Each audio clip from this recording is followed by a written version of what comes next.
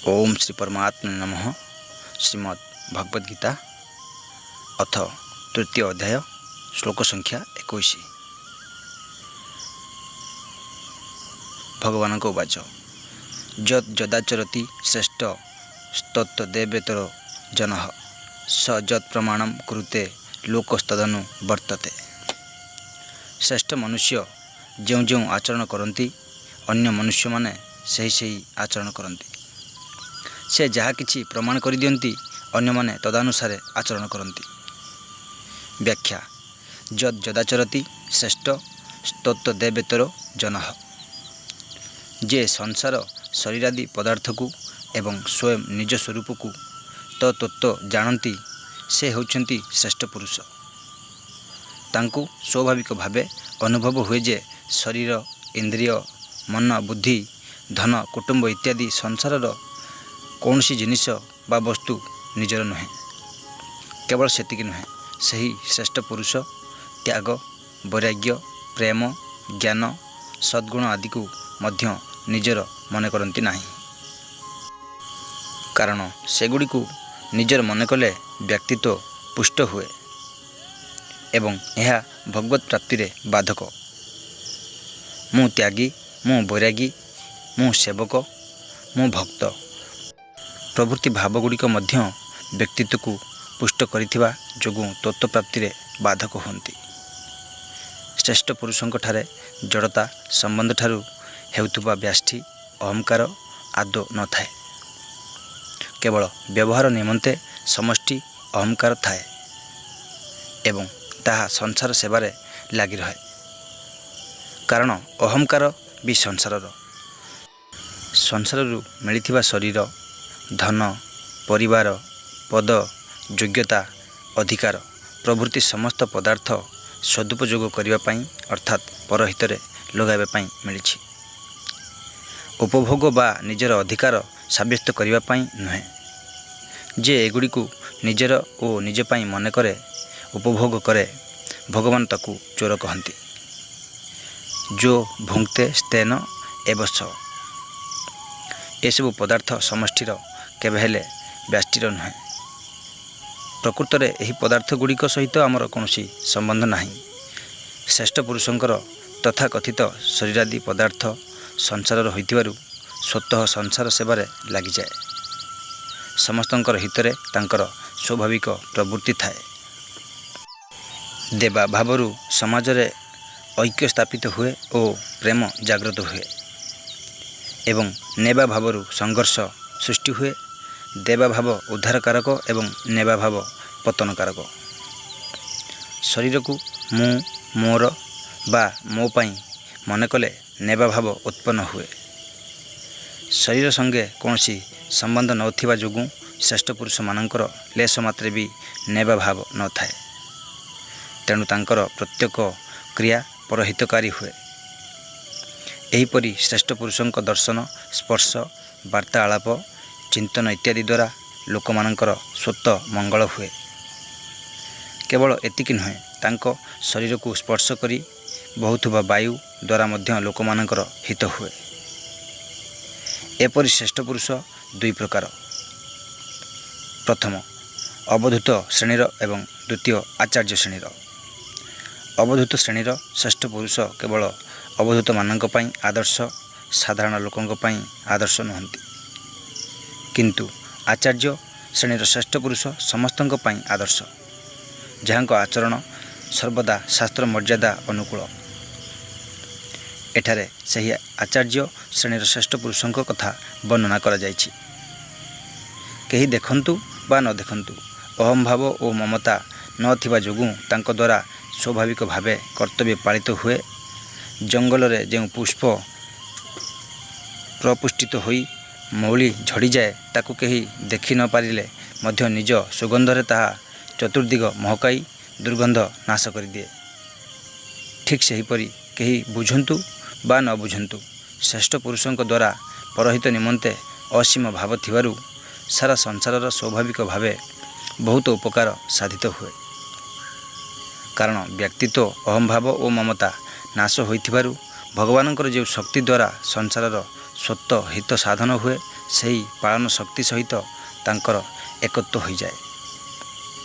ସେହିପରି ଶରୀରର ଅଙ୍ଗଗୁଡ଼ିକ ଭିନ୍ନ ଭିନ୍ନ ହୋଇଥିଲେ ମଧ୍ୟ ପ୍ରକୃତରେ ଶରୀର ଏକ ଅଟେ। ଯଥା କୌଣସି ଅଙ୍ଗରେ ପୀଡ଼ା ହେଲେ ମନୁଷ୍ୟ ତାହାକୁ ନିଜର ପୀଡ଼ା ବୋଲି ଭାବେ। ସେହିପରି ସଂସାରର ସକଳ ପ୍ରାଣୀ ଭିନ୍ନ ଭିନ୍ନ ହୋଇଥିଲେ ମଧ୍ୟ ଏକ ଅଟନ୍ତି। ଯେପରି ଶରୀରର କୌଣସି ପୀଡ଼ିତ ଅଙ୍ଗ ସୁସ୍ଥ ହୋଇଗଲେ ସାରା ସଂସାରର ହିତ ହୁଏ, ସେହିପରି ମର୍ଯ୍ୟାଦାରେ ରହି ପ୍ରାପ୍ତ ବସ୍ତୁ, ସମୟ, ପରିସ୍ଥିତି ଆଦି ଅନୁସାରେ ନିଜ କର୍ତ୍ତବ୍ୟ ପାଳନ କରୁଥିବା ମନୁଷ୍ୟ ଦ୍ୱାରା ସାରା ସଂସାରର ହିତ ସ୍ୱତଃ ହୁଏ। ଶ୍ରେଷ୍ଠ ପୁରୁଷଙ୍କ ଆଚରଣ ଓ ବଚନର ପ୍ରଭାବ ସ୍ଥୂଳ ଶରୀରରେ ହେଉଥିବାରୁ ସ୍ଥୂଳ ଭାବେ ପଡ଼େ ଏବଂ ତାହା ସୀମିତ, କିନ୍ତୁ ତାଙ୍କ ଭାବର ପ୍ରଭାବ ସୂକ୍ଷ୍ମ ଭାବେ ପଡ଼େ ଏବଂ ତାହା ଅସୀମ। କାରଣ କ୍ରିୟା ସୀମିତ କିନ୍ତୁ ଭାବ ଅସୀମ। ଶ୍ରେଷ୍ଠ ପୁରୁଷ ଯେଉଁ ଭାବ ଅନୁସାରେ ଆଚରଣ କରନ୍ତି, ଅନ୍ୟମାନଙ୍କ ଉପରେ ସେହି ଭାବର ବହୁତ ପ୍ରଭାବ ପଡ଼େ। ନିଜ ବର୍ଣ୍ଣ, ଆଶ୍ରମ, ସମ୍ପ୍ରଦାୟ ଆଦିର ଆଚରଣକୁ ଠିକ୍ ଭାବେ ପାଳନ କରୁଥିବାରୁ ଅନ୍ୟ ବର୍ଣ୍ଣ, ଆଶ୍ରମ, ସମ୍ପ୍ରଦାୟ ଆଦିର ଲୋକଙ୍କ ଉପରେ ତାଙ୍କର ବଚନର ପ୍ରଭାବ ବିଶେଷ ଭାବେ ପଡ଼େ। ଯଦିବା ଶ୍ରେଷ୍ଠ ମନୁଷ୍ୟ ନିଜ ପାଇଁ କୌଣସି ଆଚରଣ କରନ୍ତି ନାହିଁ ଏବଂ ତାଙ୍କଠାରେ କର୍ତ୍ତୃତା ଅଭିମାନ ମଧ୍ୟ ନଥାଏ, ତଥାପି ଲୋକ ଦୃଷ୍ଟିରେ ସେ ଆଚରଣ କରୁଥିବା ଦେଖାଯାଉଥିବାରୁ ଏଠାରେ ଆଚରିତ କ୍ରିୟା ପ୍ରଯୁକ୍ତ ହୋଇଛି। ସମସ୍ତଙ୍କ ଉପକାର ନିମନ୍ତେ ତାଙ୍କ ଦ୍ୱାରା ସ୍ୱତଃ କ୍ରିୟା ହୁଏ। ନିଜର କୌଣସି ସ୍ୱାର୍ଥ ନଥିବାରୁ ତାଙ୍କର ଛୋଟ ବଡ଼ ପ୍ରତ୍ୟେକ କ୍ରିୟା ସ୍ୱତଃ ପରହିତକାରୀ ହୋଇଥାଏ। ଯଦ୍ୟପି ତାଙ୍କ ପାଇଁ କୌଣସି କର୍ତ୍ତବ୍ୟ ନଥାଏ, ତସ୍ୟ କାର୍ଯ୍ୟଂ ନ ବିଦ୍ୟତେ ଏବଂ ତାଙ୍କଠାରେ କରିବାର ଅଭିମାନ ମଧ୍ୟ ନଥାଏ। ନିର୍ମମ ନିରହଙ୍କାର, ତଥାପି ତାଙ୍କ ଦ୍ୱାରା ସ୍ୱତଃ ସୁଚାରୁ ରୂପେ କର୍ତ୍ତବ୍ୟ ପାଳିତ ହୁଏ। ଏହିଭଳି ତାଙ୍କ ଦ୍ୱାରା ସ୍ୱାଭାବିକ ଭାବେ ଲୋକ ସଂଗ୍ରହ ହେଉଥାଏ।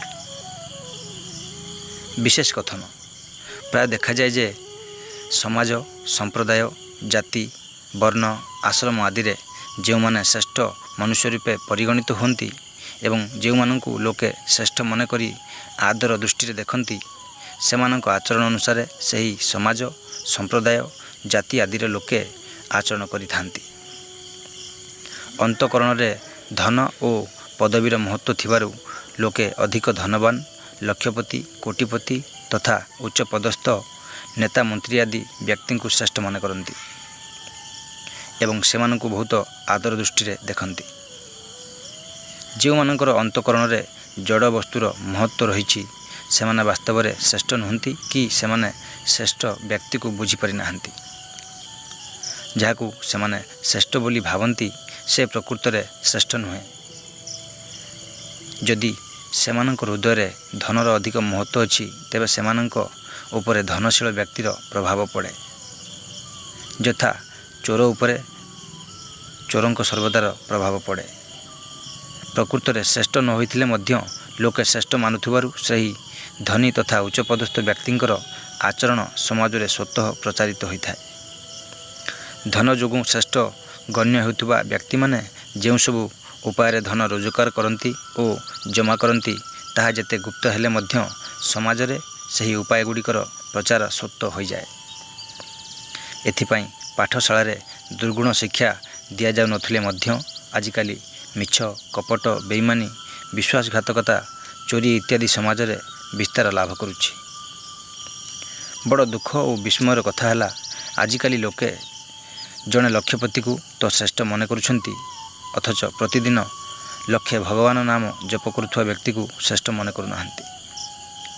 ସେମାନେ ଭାବୁନାହାନ୍ତି ଯେ ଲକ୍ଷପତି ମରିଗଲେ ଗୋଟିଏ କାଣି କଉଡ଼ି ମଧ୍ୟ ତା ସାଥିରେ ଯିବ ନାହିଁ, କିନ୍ତୁ ଜଣେ ଭଗବାନ ନାମ ଜପ କରୁଥିବା ବ୍ୟକ୍ତି ମରିଗଲେ ସମସ୍ତ ଭଗବାନ ନାମ ରୂପକ ଧନ ତା ସାଥିରେ ଯିବ।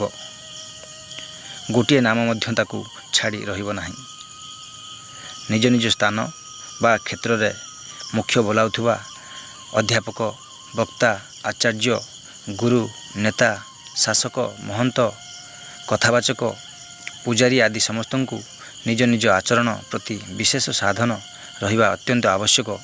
ଏହାଦ୍ୱାରା ଅନ୍ୟମାନଙ୍କ ଉପରେ ଭଲ ପ୍ରଭାବ ପଡ଼ିବ। ସେହିଭଳି ପରିବାରର ମୁଖ୍ୟ ବ୍ୟକ୍ତିଙ୍କୁ ସଦସ୍ୟମାନେ ଆଦର୍ଶ ରୂପେ ଦେଖୁଥିବାରୁ ସେ ମଧ୍ୟ ନିଜ ଆଚରଣରେ ପୂର୍ଣ୍ଣ ସାବଧାନତା ଅବଲମ୍ବନ କରିବା ଉଚିତ। ରେଳଗାଡ଼ି ଚାଳକଙ୍କ ପରି ମୁଖ୍ୟ ବ୍ୟକ୍ତିଙ୍କ ଉପରେ ଅଧିକ ଦାୟିତ୍ୱ ରହିଛି।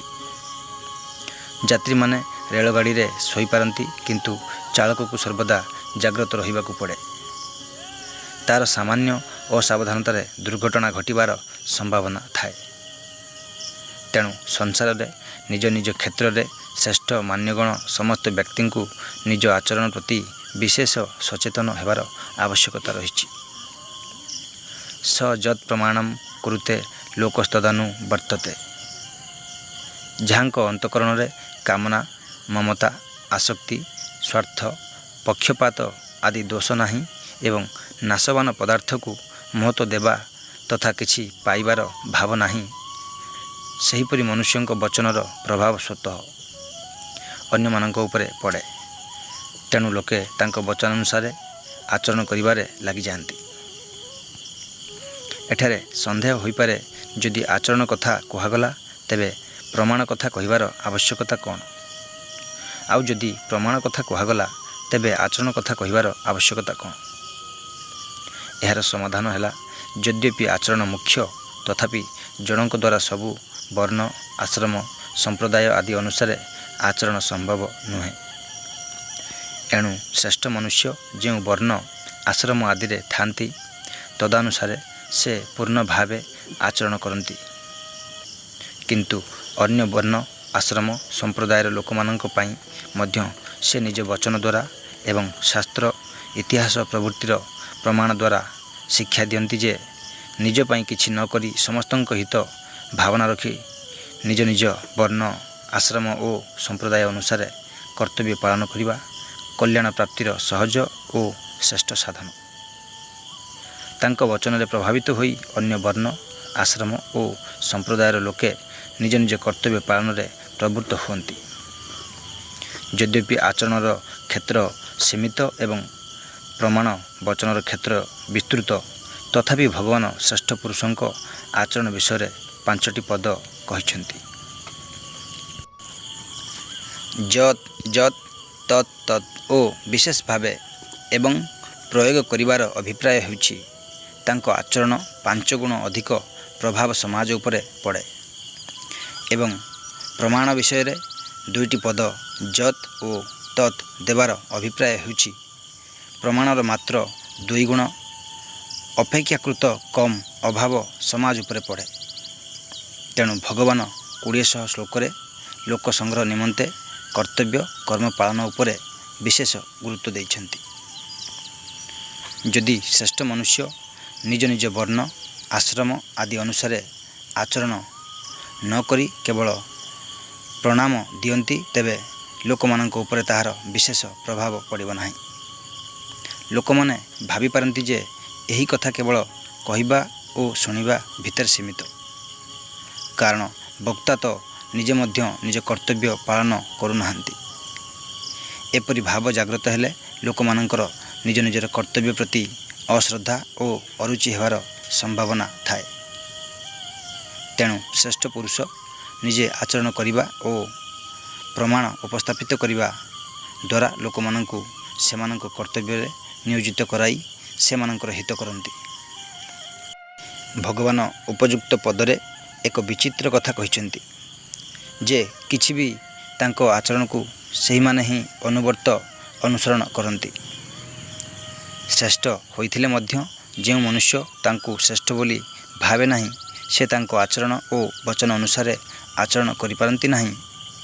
ଆଜିକାଲି ପରମାର୍ଥିକ ଭଗବତ ସମ୍ବନ୍ଧୀୟ ଭାବର ଅନେକ ପ୍ରଚାରକ ଦେଖାଯାଉଥିଲେ ମଧ୍ୟ ଲୋକମାନଙ୍କ ଉପରେ ସେମାନଙ୍କ ଭାବର ବହୁତ କମ୍ ପ୍ରଭାବ ପଡ଼ୁଛି। ଏହାର କାରଣ ହେଲା, ପ୍ରାୟ ବକ୍ତା ଯେପରି କହନ୍ତି, ନିଜେ ସେପରି ପୂର୍ଣ୍ଣ ଭାବେ ଆଚରଣ କରନ୍ତି ନାହିଁ। ନିଜ ଆଚରଣ କରି କୁହାଯାଉଥିବା କଥାଗୁଡ଼ିକର ଗୁଳିଭରା ବନ୍ଧୁକ ସହିତ ସମାନ, ଯାହା ଶବ୍ଦ କରିବା ସଙ୍ଗେ ସଙ୍ଗେ ଆଘାତ ମଧ୍ୟ ଦିଏ। ଅପରପକ୍ଷେ ଆଚରଣ ନ କରି କୁହାଯାଉଥିବା କଥା କେବଳ ବାରୁଦ ଭରା ବନ୍ଧୁକ ସହିତ ସମାନ, ଯାହା ଖାଲି ଶବ୍ଦ କରି ଚୁପ୍ ହୋଇଯାଏ। ଅବଶ୍ୟ ପାରମାର୍ଥିକ କଥା ନିରର୍ଥକ ହୁଏ ନାହିଁ, ତାହା କିଛି ନା କିଛି ପ୍ରଭାବ ପକାଏ। ଭଗବତ ଚର୍ଚ୍ଚା, କଥା, କୀର୍ତ୍ତନ ଆଦିର ପ୍ରଭାବ ସମସ୍ତଙ୍କ ଉପରେ କିଛି ନା କିଛି ପଡ଼େ। ଯଦି ଶ୍ରୋତାଙ୍କଠାରେ ଶ୍ରଦ୍ଧା ଥାଏ ଓ ସେମାନେ ସାଧନା କରିବାକୁ ଚାହୁଁଥାନ୍ତି ବା କରୁଥାନ୍ତି, ତେବେ ସେମାନଙ୍କ ଉପରେ ନିଜ ଶ୍ରଦ୍ଧା ଓ ସାଧନାରେ ରୁଚି ହେତୁ ବଚନର ପ୍ରଭାବ ଅଧିକ ପଡ଼େ। ସମ୍ବନ୍ଧ। ଭଗବାନ ଏବେ 3ଟି ଶ୍ଲୋକରେ ନିଜର ଉଦାହରଣ ଦେଇ ଲୋକ ସଂଗ୍ରହ ବିଷୟକୁ ପୁଷ୍ଟ କରୁଛନ୍ତି। ନ ମେ ପାର୍ଥାସ୍ତି କର୍ତ୍ତବ୍ୟମ୍ ତ୍ରିଷୁ ଲୋକେଷୁ କିଞ୍ଚନ ନାନ ବାପ୍ତମବାପ୍ତବ୍ୟମ୍ ବର୍ତ୍ତ ଏବ ଚ କର୍ମଣି। ଅଥ 22ତମ ଶ୍ଲୋକ 21ତମ ଶ୍ଲୋକ ସମ୍ପୂର୍ଣ୍ଣ।